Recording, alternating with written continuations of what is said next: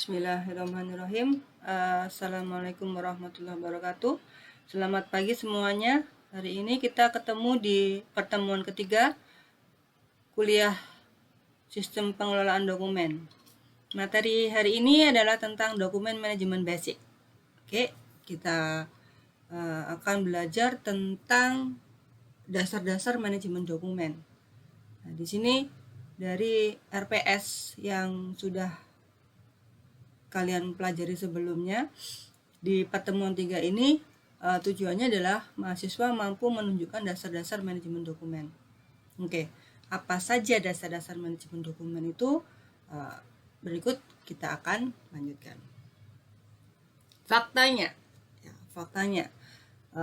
minggu lalu kita sudah mempelajari bahwa dalam satu hari seorang pekerja administrasi itu dia membutuhkan beberapa lama waktu untuk membuat satu dokumen, ya. Kalau nggak salah sekitar berapa menit kemarin tuh, 9 menit ya, 9 menit. Tapi di antara 12 menit. Di antara 12 menit itu 9 menit untuk mencari informasi-informasi dan dokumen-dokumen yang lain, dan hanya 3 menit yang benar-benar digunakan untuk membuat dokumen baru. Nah, seiring dengan pertumbuhan suatu organisasi, pastinya dokumen-dokumen yang diperlukan juga bertambah. Demikian juga usaha untuk merawat dokumen-dokumen tersebut. Nah, minggu lalu kita sudah mengetahui bahwa sistem pengelolaan dokumen secara digital itu adalah salah satu bentuk solusinya. Ya. Di sini kita mempelajari bagaimana sih sistem pengelolaan dokumen digital itu bisa menahan ya lajunya perkembangan dokumen atau perkembangan tempat penyimpanan dokumen. Ya. Di sini dijelaskan bahwa digital document management revolutionize, ya, melakukan revolusi untuk informasi, management of information, ya, melakukan revolusi pengelolaan informasi dan menyediakan kemampuan untuk penemuan kembali secara cepat, ya kan? Rapidly find, retrieve, and share, ya. Menemukan kembali secara cepat, melakukan pembagian atau penyebaran dokumen secara cepat yang ada di repository. Repository itu adalah tempat penyimpanan dokumen. Oke. Nah, sekarang dasar digital dokumen manajemen sistem itu apa saja sih? Di pertemuan-pertemuan sebelumnya kita juga sudah mengetahui bahwa awal dari proses digitalisasi itu adalah mengubah bentuk kertas menjadi file digital. Kalau di sini dia akan diubah menjadi suatu gambar. Conversion of paper or other document into digitized image. Ya. Bentuk kertas atau dokumen yang lain menjadi bentuk image. Nah, image ini can be easily organized. Ya. Gambar-gambar itu atau file gambar itu bisa diatur dengan cepat, ya, bisa ditemukan kembali dengan cepat, bisa diindeks dengan bagus, dan juga bisa diarsipkan dengan baik pula. Ketika suatu dokumen itu di-scan atau diubah bentuknya menjadi bentuk elektronik, dia akan menjadi high resolution digital copy. Ya. Dia akan menjadi bentuk kopi digital yang disimpan di hard drive ya, di hard disk masing-masing atau di optical disk masing-masing, atau CD, DVD, atau sekarang flash disk gitu ya. Nah, selain itu, bentuk-bentuk seperti template atau electronic index card yang ada informasi di sana tentang autornya, penulisnya siapa, nomor referensinya berapa, kapan dokumen itu dibuat, atau kata kunci yang lain itu juga ada tersimpan di informasi repositori tersebut. Nah, kemudian file tadi itu, file image tadi itu bisa dilihat, bisa di-view, bisa ditampilkan, bisa dicetak, bisa dibagikan, dan bisa disimpan. Itu harusnya. Ya. Kalau dia nggak bisa di-view, berarti harus ada cara supaya file itu bisa di-view. Kalau nggak bisa di-print, berarti harus ada cara supaya dia tetap bisa diakses. Gitu. Nah, which document user can read and what action they can perform on this document depend on the level of security. Nah, ini tadi. Seperti yang sebelumnya saya sampaikan, kalau suatu dokumen itu hanya bisa di-view, ya hanya bisa di-view misalkan, tapi ternyata dia nggak bisa dicetak, tapi paling tidak dia bisa di-view, bisa ditampilkan. Atau kalau dia nggak bisa ditampilkan, dia bisa dicetak, ya itu. Tapi paling tidak dokumen itu bisa disimpan dan bisa dibagikan. Entah itu nanti cara membacanya dia hanya ditampilkan saja atau hanya dicetak saja. Itu tergantung dari security dari dokumen tadi. Ya.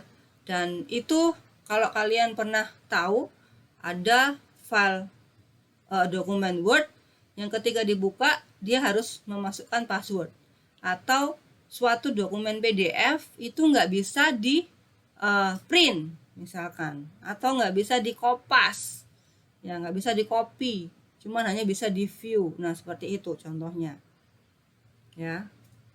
Tapi ada cara lain yang kata-kata atau kalimat-kalimat atau teks yang ada di dokumen itu dikenali di tempat lain, yaitu dengan adanya teknologi OCR atau Optical Character Recognition.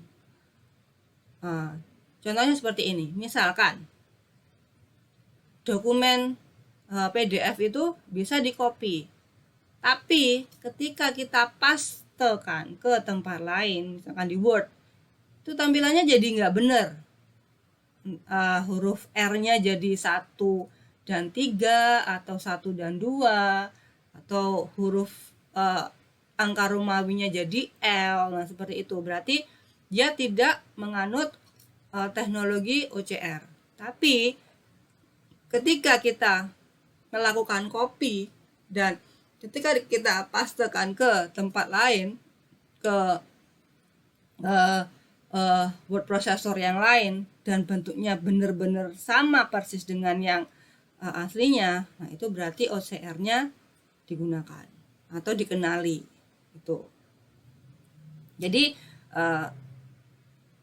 teknologi untuk dokumen digitalisasi dokumen ini benar-benar sudah berkembang.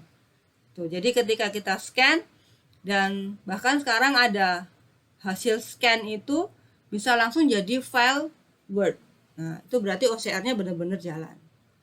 Ya. Nah, di sini juga disebutkan the best system, ya, the best system of DMS, ya, DMS itu harusnya bisa mengkombinasikan ketiga metode. Metodenya apa aja tadi?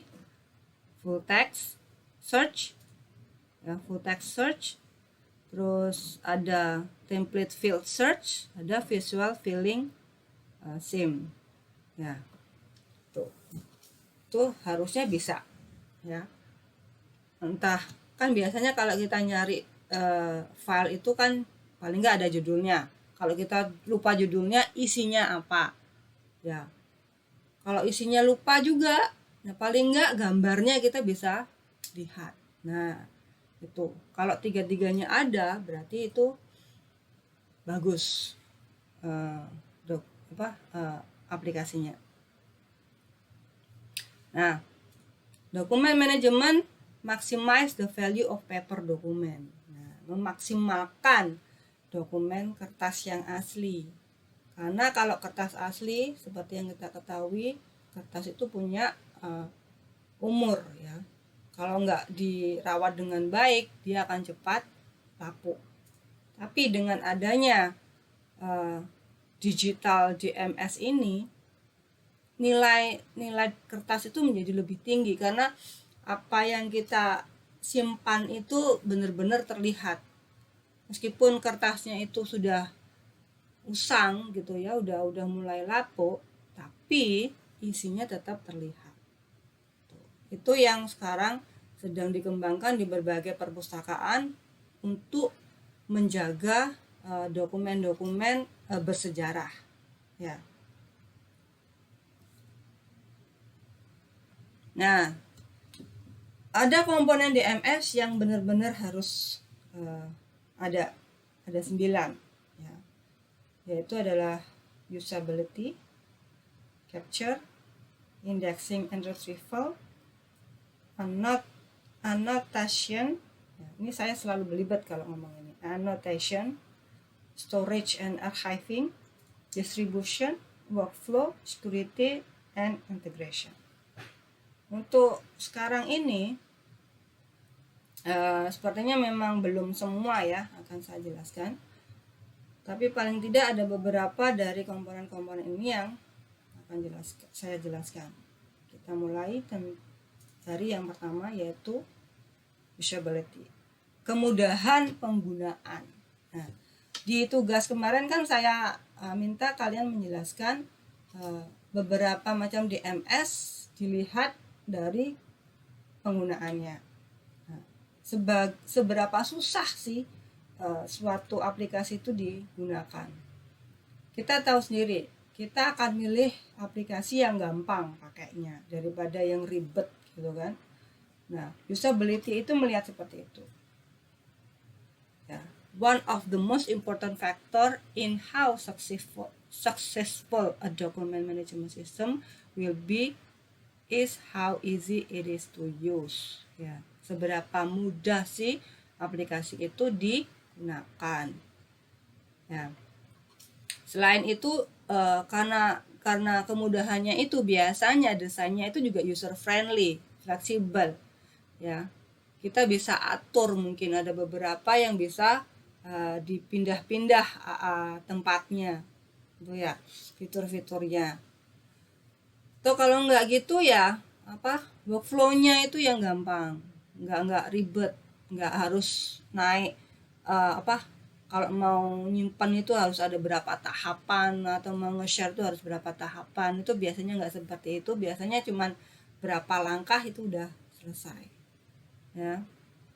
Kemudian biasanya banyak membantu itu di gambarnya, jadi nggak terlalu teks terus gitu, dan biasanya ada gambar, ada icon-icon yang catchy gitu supaya kita ketika makainya nggak bosen ya. Cuman gambar itu juga harus mewakili apa yang dikerjakan ya. Jangan hanya gambar saja tapi nggak paham itu gambar apa. Nah, kenapa kok seperti itu? Ada gambarnya, ikonnya catchy, user friendly gitu ya, supaya pihak developernya itu tuh nggak terlalu ribet ngurusin gimana sih cara ngajarin pakainya ya. Reduce training expense ya. Biasanya mereka udah nyiapin video tutorialnya gitu aja, udah kita tinggal lihat videonya, oh kita paham. Nah, semudah itu pakainya, dan semudah itu juga akan menyebar pemakaiannya.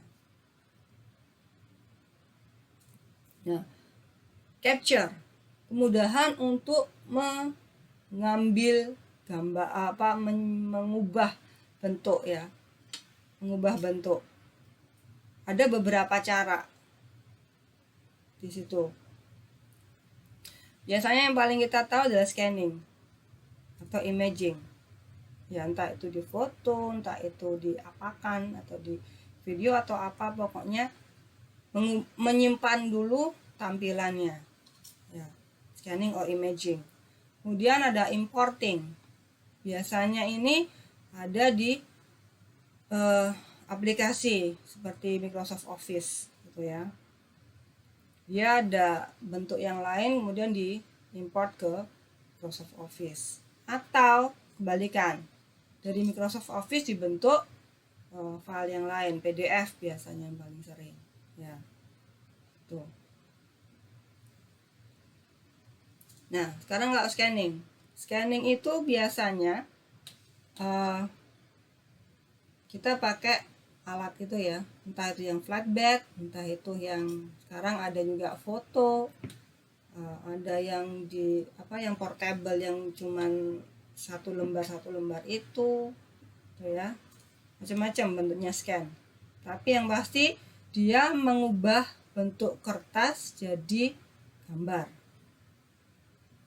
Ada aplikasi scanning yang baru itu juga bisa seperti yang saya sampaikan tadi, bisa langsung mengubah jadi file word processor ya. Dari scan langsung jadi file word, misalkan langsung bisa diedit gitu. Nah, kalau importing seperti yang tadi saya sampaikan, dia adalah process of bringing electronic files such as Microsoft Office document, graphic, audio clip, or video into a DMS. Ya, into a DMS. Jadi diimport. Dia dibentuk yang lain. Ya, file can be dragged into DMS and remain in their native format. Nah, kalau yang ini ya, kita misalkan nyimpen ke cloud storage ya, kita simpan file simpannya aja itu Word jadi Word atau Word jadi TXT ya, tapi sama-sama teks kan, basicnya sama-sama teks gitu. Kalau Excel ya mungkin aja dia diimport jadi CSV ya, yang kemudian suatu saat bisa dibentukkan lagi menjadi Excel. Nah, seperti itu, supaya kalau misalkan Excel tuh filenya 50 kilo gitu ya, tapi ketika dijadikan TXT jadi 10 kilo misalkan, mungkin aja ada untuk mereduce ukuran tuh.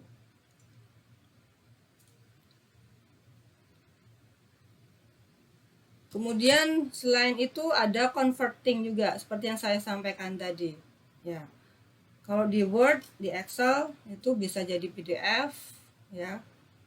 Kalau di gambar itu biasanya di TIFF atau PNG ya, atau JPG yang macam-macam. Dia dibentuk permanennya ya. Dia dibentuk permanennya. Dia nggak akan bisa diubah lagi. Ya. Kalau yang tadi, yang import tadi kan masih dibentuk yang lain ya. Yang Microsoft Word-nya jadi TXT, yang Excel-nya jadi CSV gitu. Ada penurunan bentuk, tapi dasarnya sama-sama teks, sama-sama angka gitu. Tapi kalau converting itu udah pasti udah nggak bisa, udah sama hasilnya seperti yang dilihat tuh.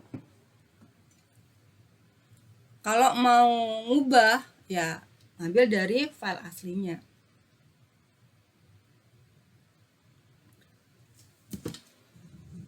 Nah, di sini dijelaskan, for documents, the conversion process also pulls a clean stream of text directly from the document, eliminating the need for OCR. Nah, tadi seperti yang saya sampaikan. Kalau dokumen itu benar-benar udah nggak boleh diotak-atik, ya, OCR itu harusnya udah nggak berlaku. Kalau di copy itu malah nggak bisa biasanya, kalau benar-benar diprotek. Kalaupun masih bisa di copy, tapi bentuknya udah nggak karu-karuan. Nah, itu hasil converting yang bagus, ya. Di sini dijelaskan, this method of imaging electronic document is best suited for permanent archive. Ya, benar-benar untuk arsip yang paten, udah nggak boleh diotak-atik. Kalau udah convert jadi, ya sudah fix, ya itu. Ya, itu untuk convert. Tapi kalau import tadi masih bisa diganti-ganti bentuknya.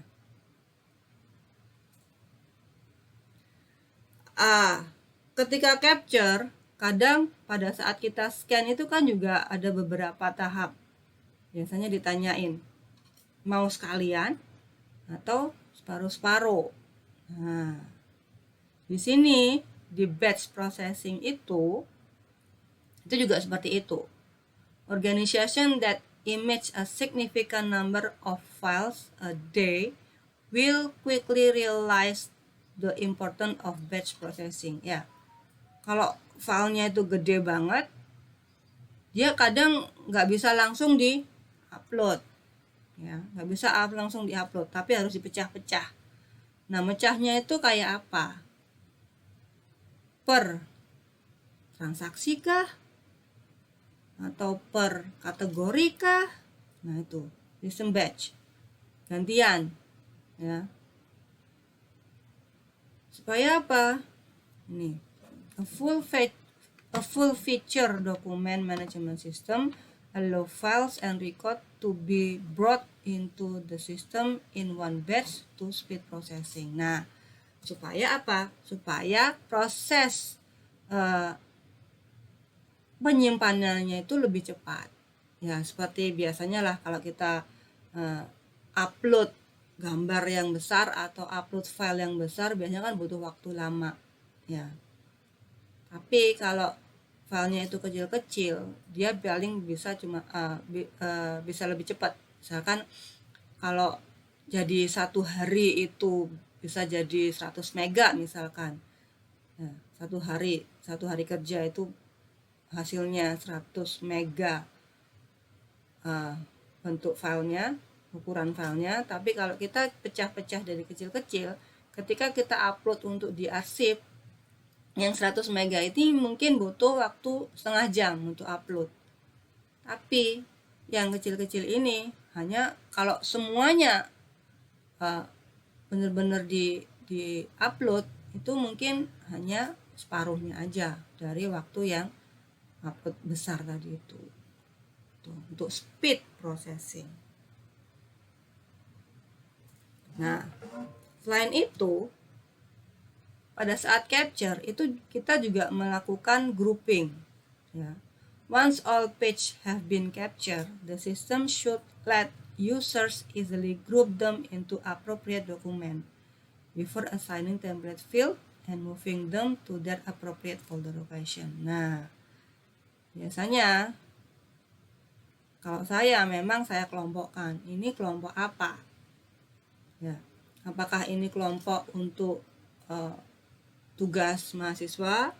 Apakah ini kelompok untuk surat tugas? Apakah ini kelompok untuk surat keputusan? Gitu ya. Karena fungsinya beda-beda. Untuk tugas itu ya di folder tugas. Untuk SK ya di folder SK. Untuk ST surat tugas tadi ya di folder ST gitu. Jadi nggak dicampur aduk gitu ya. Kalian seharusnya juga mengatur folder kalian di komputer juga seperti itu. Jadi nggak campur aduk. Kalau campur aduk ya sama aja satu kamar itu isinya bermacam-macam tanpa ada lemari, tanpa ada sekat. sama aja nyarinya juga susah nanti kalau nggak di grup gitu ya. Jadi untuk grouping ini memudahkan user untuk mencari kembali ya. Ini ya, the system should make it possible for pages to be rearranged, removed, or edit to document to correct any mistakes that may have occurred in the organization of file. Nah, itu malah lebih bagus lagi. Kalau misalkan dokumen yang kita sudah scan tadi itu mungkin aja pada saat nyekannya tadi nggak bener, nggak beraturan, nggak tahu ini urut-urutannya yang mana. Nah, ketika kita ngelihat lagi dokumen itu ternyata susunannya salah, ya kita bisa atur ulang. Nah, kalau itu bisa berarti DMS-nya bagus. Tapi kalau itu nggak bisa berarti DMS itu bukannya nggak bagus ya, kurang ada fitur untuk mengatur ulang kembali. Yang saya tahu di bentuk ini, di grouping ini adalah di Adobe Acrobat ya. Adobe Acrobat itu ada yang Reader, ada yang Pro ya. Yang Pro itu adalah aplikasi yang bisa melakukan semuanya tadi itu, bisa ngedit PDF-nya, bisa nge-range urutan halamannya, bisa ngapus halaman yang nggak diperlukan, bisa import ke bentuk lain ya. Kemudian itu bedanya kalau dengan Reader. Kalau yang Reader itu hanya bisa baca yang fix tadi, dia nggak bisa ngapa-ngapain, paling cuman bisa nambah komentar itu aja. Tapi kalau yang di Adobe Acrobat yang Pro itu bisa bahkan buat dokumen baru dari PDF langsung juga bisa tuh ya. Nah, lebih dalam tentang OCR ya.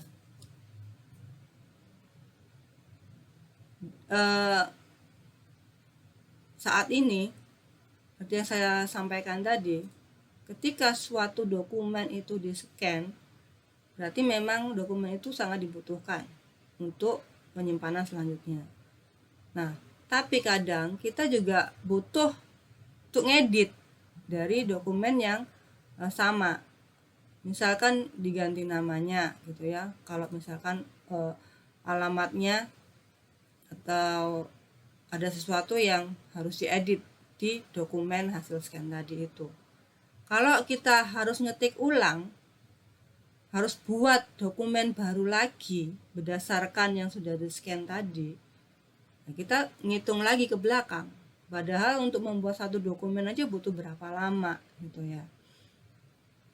OCR ini sangat membantu ya. OCR ini sangat membantu karena seperti tadi saya sampaikan, dia akan langsung mengenali teks-teks atau karakter-karakter yang ada di dokumen hasil scan tadi itu. Dia akan dibentuk menjadi kalau Excel dia jadi Excel, kalau Word dia jadi Word ya. Dan dia akan mudah sekali untuk diedit. Nah, dan di situ nanti juga akan berhubungan dengan space-nya ketika penyimpanan. Kalau misalkan pada saat scan kan kita juga ditanyain mau scan yang seperti apa, yang biasa, yang bagus sekali, atau yang jelek gitu ya, burem gitu ya, atau ukurannya kalau jadiin gambar itu yang high resolution, standar, atau yang low. Nah, itu juga mempengaruhi. Tapi kalau kita pakai OCR ini, dia akan jadi bentuk, kalau yang tadi dokumen ya standarnya file dokumen itu seberapa gitu. itu juga akan mengurangi tempat penyimpanan. Nah, ini tadi juga to minimize errors, ya. The system should allow the user to set a minimum percent accuracy level for OCR. Ya, tadi misalkan aja dia bisa di-copy, bisa dikenali di OCR-nya, di teks-teksnya itu. Tapi kadang ada beberapa yang mirip-mirip itu tapi nggak bener hasil bacanya. Yang 3 Romawi jadi L 3, jajar 3. Yang yang garis miring itu biasanya jadi tanda bar gitu aja, atau malah jadi huruf yang lain, misalkan jadi V atau jadi R gitu ya. Nah, kalau seperti itu berarti level OCR-nya nggak tinggi, nggak akurat. Kalau kita pakai OCR yang standar, yang sudah tersertifikasi, dia pasti bacanya benar. Tapi kalau kita pakai yang gratisan, biasanya OCR-nya rendah. OCR-nya akurasinya masih rendah. Tapi kalau yang berbayar biasanya OCR-nya memang bagus.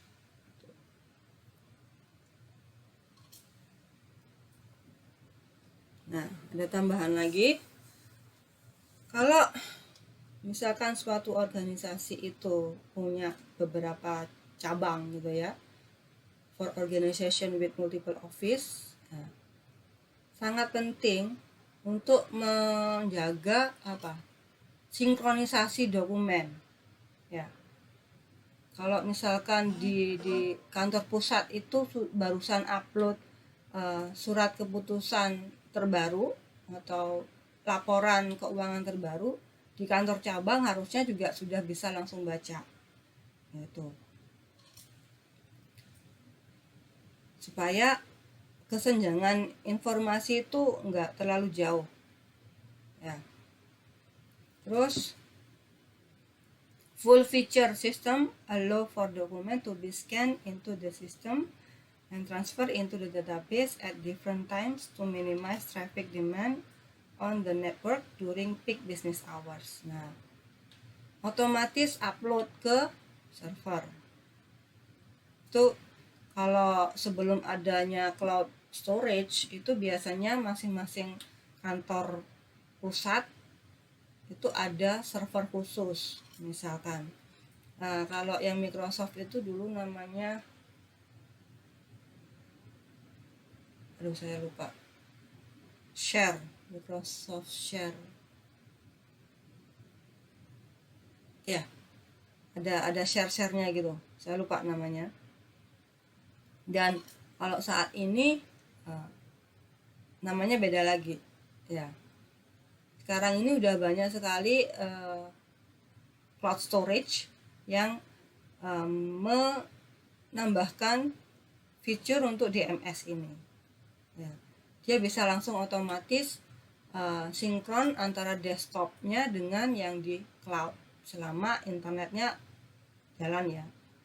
Tapi kalau enggak, ya dia akan di-upload ketika internet aktif. Itu biasanya.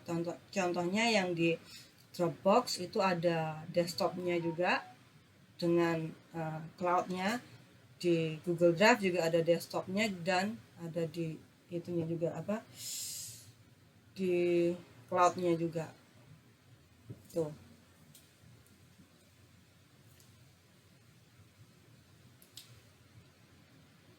Kemudian untuk retrieval, ya, indexing and retrieval, penemuan kembali dan pencatatan dokumennya